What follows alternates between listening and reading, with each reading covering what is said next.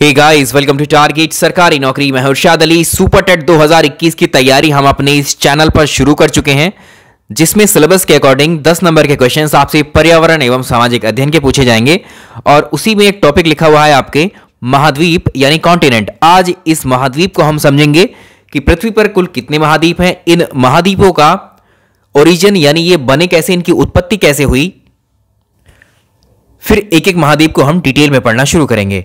जिन लोगों ने इस चैनल को सब्सक्राइब नहीं किया है कर लीजिए। सुपर टेट की तैयारी या किसी भी एग्जाम की तैयारी आप हमारे साथ कीजिए। इकलौता ऐसा चैनल है जो आपके दिमाग में बैठ के आपको सिखाता है, पढ़ाता है। आइए शुरुआत करेंगे। वीडियो को लाइक कर दीजिए और अपने दोस्तों को भी बता दीजिए यहां से तैयारी कर सकते हैं वो। सबसे पहले महाद्वीपों की बात करेंगे। ये आपको एक डायग्राम दिख रहा है, ये एक पिक्चर आपको दिख रही है यहां पर। पहले उन चीजों की बात करते हैं जिन चीजों को आप जानते हैं या आपने सुना है। ये पृथ्वी है, पृथ्वी के रेप्लिका को हम बोलते हैं ग्लोब। और इस ग्लोब को जो है हम पृथ्वी पर जो महाद्वीप है या देशों को दर्शाने के लिए इसका इस्तेमाल करते हैं। तो ये आपके सामने ये ग्लोब नजर आ रहा है और इस पर कुछ आपको ये कलरफुल इस तरह की आकृति दिखाई दे रही हैं। ये जो आकृतियां आपको कलरफुल दिखाई दे रही हैं ये एक्चुअली लैंड मास है, ये भूमि के बड़े बड़े टुकड़े हैं। ये जमीन है, भूमि है, और जो ये आपको ब्लू कलर नजर आ रहा है, नीला रंग, ये पूरा पानी है। ठीक है, जो ये पूरा पानी दिखाई दे रहा है, बहुत बड़ा मास आपको, बहुत बड़ी जगह में जो स्पेस घेरे हुए है ये पानी, इन्हें बोलते हैं हम महासागर। और ये जो आपको ये टुकड़े दिखाई दे रहे हैं भूमि के, ये कहलाते हैं महाद्वीप। अभी और डिटेल में समझेंगे इसको। अभी तक हमने सुना था कि अर्थ पर, हमारी पृथ्वी पर 7 महाद्वीप हैं। कौन कौन से? उत्तरी अमेरिका, दक्षिणी America, Africa, Europe, Asia, Australia and Antarctica. ये 7 महाद्वीप आपने सुने हैं। आपको पता है साल 2020 में एक नए कॉन्टिनेंट, एक नए महाद्वीप की खोज हुई है, जीलैंड इंडिया। तो 8वां महाद्वीप है वो जीलैंड इंडिया, उसकी भी बात करेंगे। पहले समझेंगे कि इन महाद्वीपों की उत्पत्ति कैसे हुई, ये आए कहां से एग्जिस्टेंस में, इनका अस्तित्व कैसे हुआ। इस शब्द से ही समझते हैं, जैसे ये आपको लिखा हुआ दिख रहा है महाद्वीप। पहले समझेंगे द्वीप क्या होता है, फिर महाद्वीप क्या होता है। मान लीजिए आपके सामने ये एक लैंड, एक भूमि, एक जमीन का टुकड़ा आपको ये नजर आ रहा है। इस जमीन के टुकड़े के चारों तरफ, अगर ये जमीन का टुकड़ा चारों ओर से, अगर कोई भी जमीन का टुकड़ा चारों तरफ से पानी से घिरा हुआ है। देखिए ये एक जमीन का टुकड़ा है, ये लैंड मास है, ये जमीन है, भूमि है, और इसके चारों ओर पानी है। इनकी चारों साइडें जो है एक तरीके से पानी से कवर हो रही हैं। तो ऐसे लैंड मास, ऐसी भूमि जो चारों ओर से पानी से घिरी होती है, उसे हम बोलते हैं द्वीप या आइलैंड। तो इसको आप अब समझ गए कि द्वीप क्या होता है। द्वीप ऐसा भूमि का क्षेत्र जो चारों ओर से पानी से घिरा हो, वो आइलैंड कहलाता है, द्वीप कहलाता है। बट अभी हम पढ़ रहे थे महाद्वीप क्या होता है। महा मतलब होता है बड़ा, वृहद, बहुत बड़ा। तो ऐसा लैंड मास, जमीन का ऐसा टुकड़ा जो बहुत बड़ा हो, एक विस्तृत भूभाग, जमीन का एक बहुत बड़ा क्षेत्र, जमीन का एक बहुत बड़ा हिस्सा जो चारों ओर से पानी से घिरा हो, वो महाद्वीप कहलाएगा। इसी का एक्सटेंशन है। ये जमीन का छोटा टुकड़ा है, जैसे अभी मैप पर समझते हैं। जैसे इसको समझिए, यहां पर ये हमारा देश है भारत, और यहां नीचे आपको श्रीलंका दिख रहा है। श्रीलंका आपने देखा है, श्रीलंका की चारों ओर पानी पानी है। ठीक है, इधर ये इंडिया है, ये पानी है श्रीलंका के चारों ओर। श्रीलंका क्या हुआ फिर? श्रीलंका हुआ एक द्वीप, एक आइलैंड कंट्री है श्रीलंका। और हमारे देश के अपने खुद के आइलैंड है, अंडमान एंड निकोबार, जो चारों तरफ से पानी से घिरे हुए छोटे छोटे आइलैंड्स हैं। ठीक है, तो ये क्या हुआ, ये कंट्री, ये श्रीलंका है, ये क्या है, ये कंट्री क्या है, आइलैंड कंट्री है, एक द्वीपीय देश है।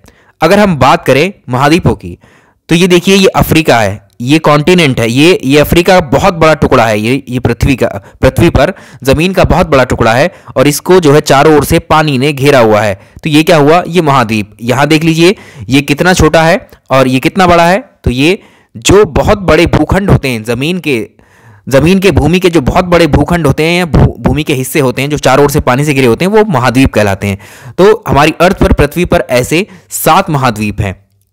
कौन कौन से? उत्तरी अमेरिका एक महाद्वीप है, दक्षिणी अमेरिका, अफ्रीका, यूरोप, एशिया और ऑस्ट्रेलिया। और 8वां जो महाद्वीप साल 2020 में जिसका पता लगाया गया है वो है जीलैंड इंडिया।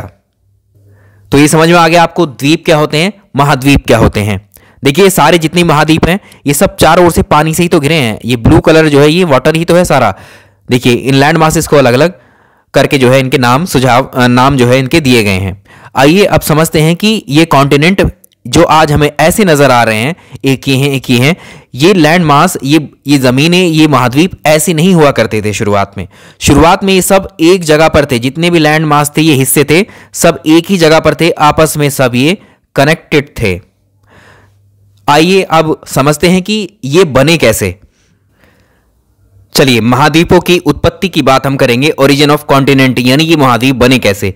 तो एक जर्मनी के विद्वान थे अल्फ्रेड वैगनर ने ही पहले ये चीज डिस्कस की थी, बताई थी महाद्वीपों की उत्पत्ति के बारे में। एक इनकी थ्योरी है। अब इस थ्योरी को समझते हैं हम कि इन्होंने क्या कहा था। वैगनर ने कहा था कि जो हमारी पृथ्वी है, इस पृथ्वी पर जो आज हम 7 या 8 महाद्वीप देख रहे हैं और इतने सारे महासागर देख रहे हैं अलग अलग, तो पहले ऐसा नहीं था। पहले केवल एक ही महाद्वीप हुआ करता था, बहुत बड़ा लैंड मास था, बहुत बड़ा स्थल था और बाकी पानी ही पानी था। कुछ इस तरह से था हमारी पृथ्वी। शुरुआत में कुछ ऐसी हुआ करती थी। ये आपको चारों ओर इसके ब्लू कलर के जो डैश या डॉटेड दिख रहे हैं, ये पानी को दर्शा रहे हैं, और ये बीच में आपको जो हिस्सा दिख रहा है, ये एक लैंड मास है, ये एक भूखंड है। पृथ्वी का जो स्थल वाला हिस्सा है वो ये था। यानी पृथ्वी पर दो ही चीजें थी, एक तो ये वाटर, पूरा वाटर फैला हुआ था, मतलब ये बहुत बड़ा हिस्सा पानी का एक था, और एक बहुत बड़ा हिस्सा भूमि का था। तो इन दोनों को जो नाम थे, ये नाम दिए गए थे। चलिए, तो ये सवाल पूछा हुआ है आपकी परीक्षा में कि महाद्वीपों की उत्पत्ति, या फिर जो वैगनर ने थ्योरी दी थी उसके अनुसार पृथ्वी पर जो पानी वाला भाग था उसको क्या कहा गया।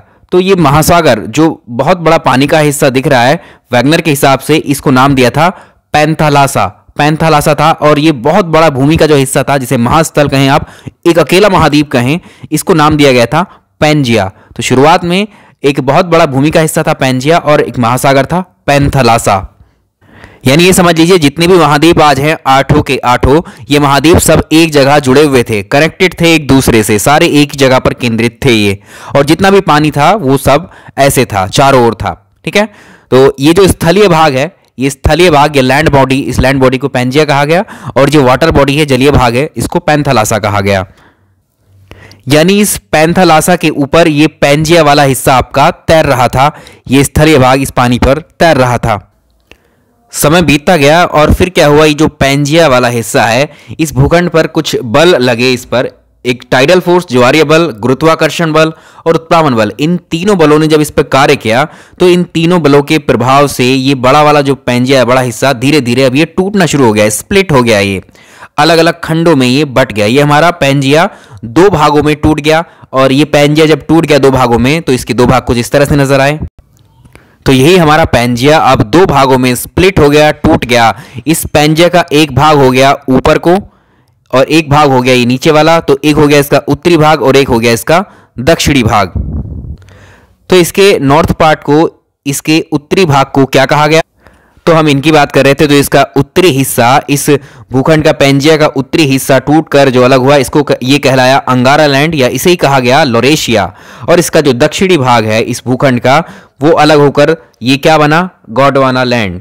तो ये दोनों को याद रखेंगे, इन पर प्रश्न कैसे पूछे जाते हैं अभी डिस्कस करते हैं। और इन दोनों के बीच में ये जो जगह आपको दिख रही है, ये वाली, इन दोनों भूखंडों के बीच में, इन दोनों लैंड्स के बीच में निर्माण हुआ किसका, तैथिस सागर का। तो ये क्या था, यहां निर्माण हुआ किसका, बीच में ये आया, यहां इन दोनों के बीच में तैथिस सागर।